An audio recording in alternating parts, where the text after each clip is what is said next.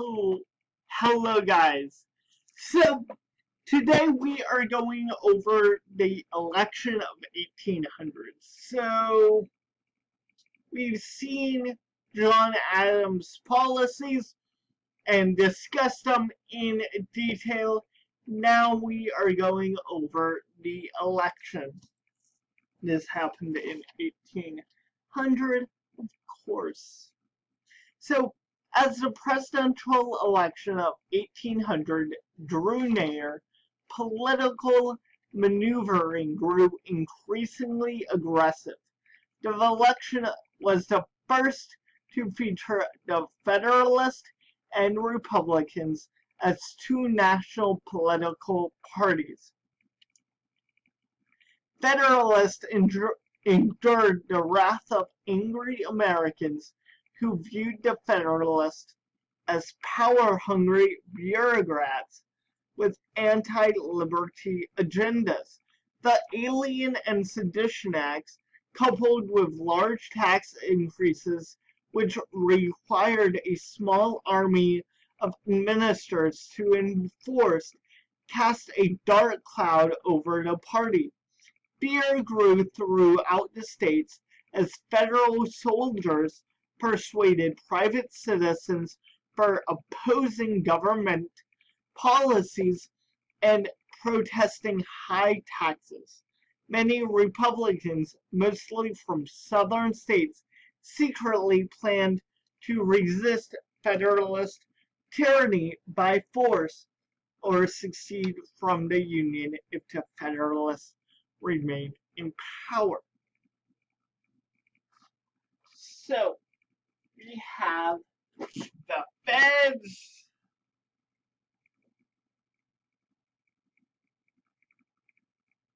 versus the DRs. It's about to be a showdown. The Feds are already starting to look weak in the eyes of the American people because of the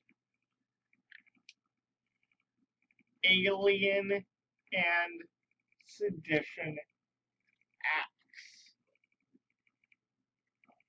and high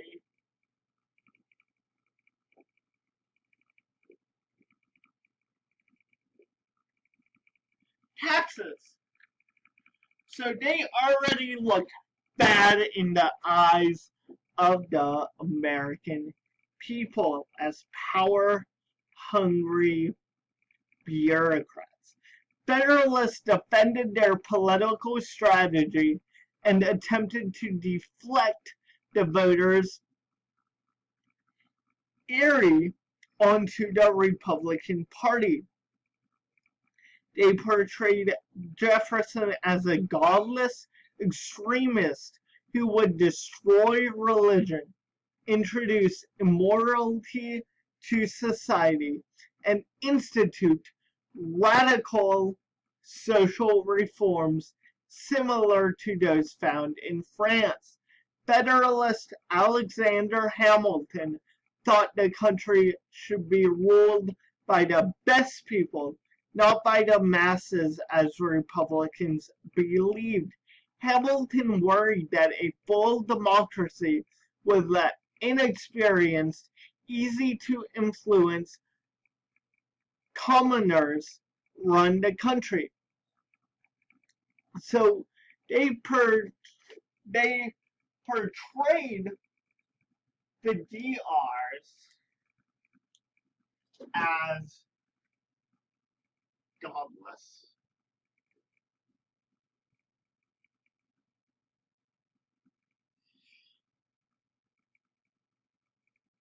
Inexperienced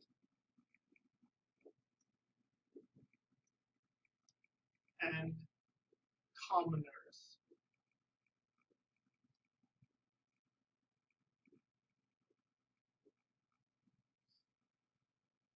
So this is not what the Democratic Republicans are just because I'm writing it under the DRs.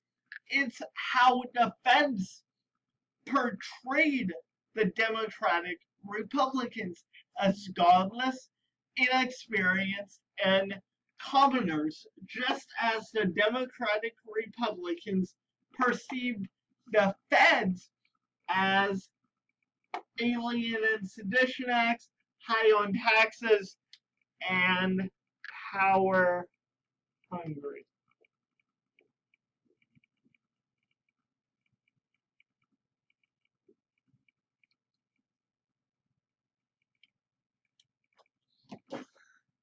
So, those who shared most of Hamilton's political opinions promoted a strong central government and limited rights for states. They supported private enterprises and believed government should protect the lives and wealth of affluent citizens. The pro-Britain Federalists, many of whom continued to embrace loyalist sentiments, favored trade agreements with England. Hamilton and his followers also counted on a Federalist presidential victory because of the impending war with France. Citizens of America, he reasoned, would get swept up by waves of patriotism and support the Federalist candidates. However, President Adams was still the most visible Federalist, and his political opinions clashed with those of Hamilton. Adams broke from the party's platform to negotiate with France. His decision to bypass war and seek peace divided the Federalist Party and most likely cost him the chance of re-election. So his policy to negotiate peacefully with France through the attempts of the XYZ affair and other peaceful negotiations most likely cost him the election because they were very anti-France and pro-Britain. Members of both parties used newspapers, pamphlets, and town hall meetings to deride their opponents. Although only Republicans can convicted under the Sedition Act, the behavior was standard for 18th century politics. But Thomas Jefferson refused to participate in the mudslinging. Jefferson instead took his campaign to the farmers, laborers, and town and shopkeepers. He appealed to the common people. So the Democratic Republicans were referred to Party for the Common People. Party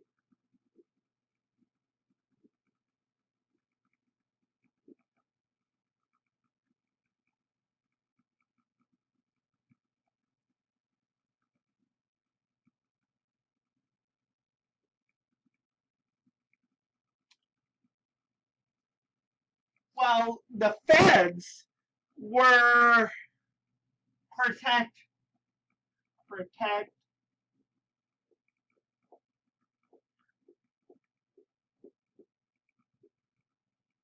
the affluent.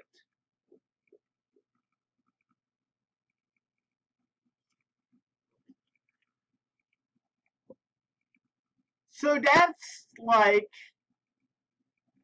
probably why they're perceived as commoners, because they are the party for the common people. That's how they are perceived.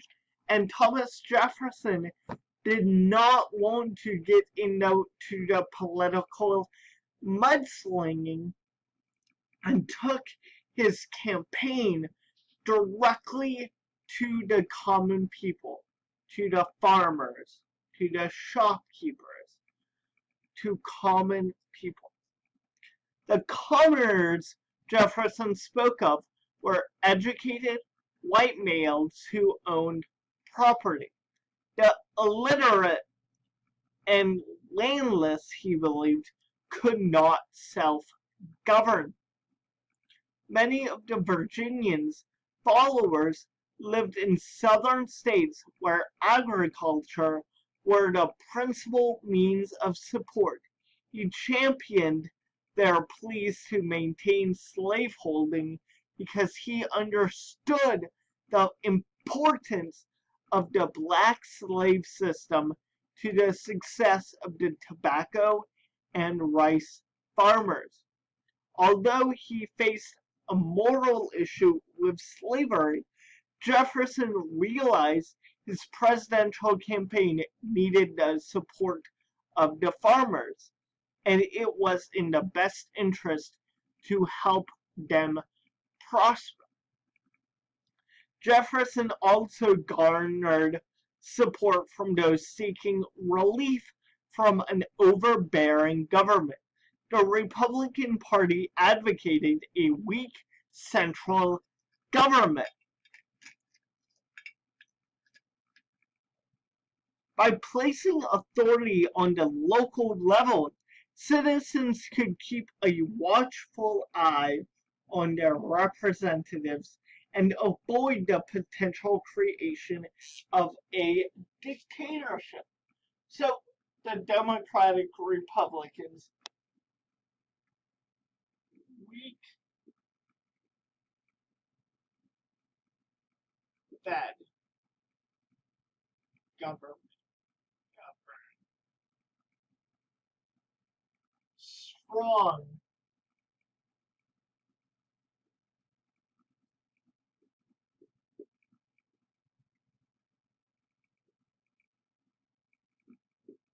government.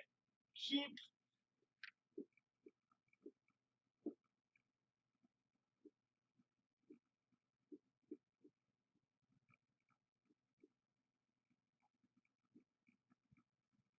keep watchful eye. That's their whole perceived topic was keeping watchful eye. That's why we need a weak federal government. The Federalists agreed. Okay. The election of 1800 included Republicans Jefferson and Aaron Burr and Federalist Adams and Charles C. Pinckney as candidates for president and vice president respectively. The Republican effort to motivate voters paid off, as more than twice the number of people turned out for the 1800 election than for earlier elections. Jefferson collected 73 electoral votes to Adams' 65. However, the presidency was not yet won. Burr also received 73 votes, tying him with Jefferson. At the time, candidates for president and vice president did not run on the same ticket. Rather, the person who received the most votes was named president. The Federalists agreed to have an electoral offer one vote for John Jay so that Adams would have more votes than Pinckney. Republicans, however, made no such plan and wound up with their candidates finishing in a dead heat. Since Burr refused to step aside, the decision to elect the next president was to be made by the House of Representatives, which was controlled by the Federalists. So if there was a tie, it would go to the House of Representatives. And this house was controlled by the Federalists. Burr Burr became the favorite because many Federalists believed Jefferson would dismantle Hamilton's fiscal system and change the Washington-Adams foreign policy. The debates stretched into 1801 before Hamilton, who detested Burr, persuaded enough of his fellow party members to give Jefferson the victory. Burr was named vice president. Jefferson, who compared his victory to the historic events of 1776, called the election the Revolution of 1800.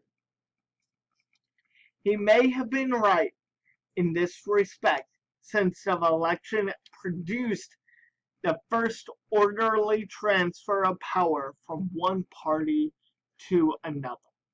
And that's important. As we wrap up, the election of 1800 demonstrated the two political party system of America that will go into the future. And this election was the first election to switch the parties in the White House at the top of the federal government. So, the next video we are to discuss Jefferson as the president. So, I hope you stick around for Jefferson as president. We are going to talk about the Louisiana Purchase, Lewis and Clark, and the Aaron Burr conspiracy. So stick around.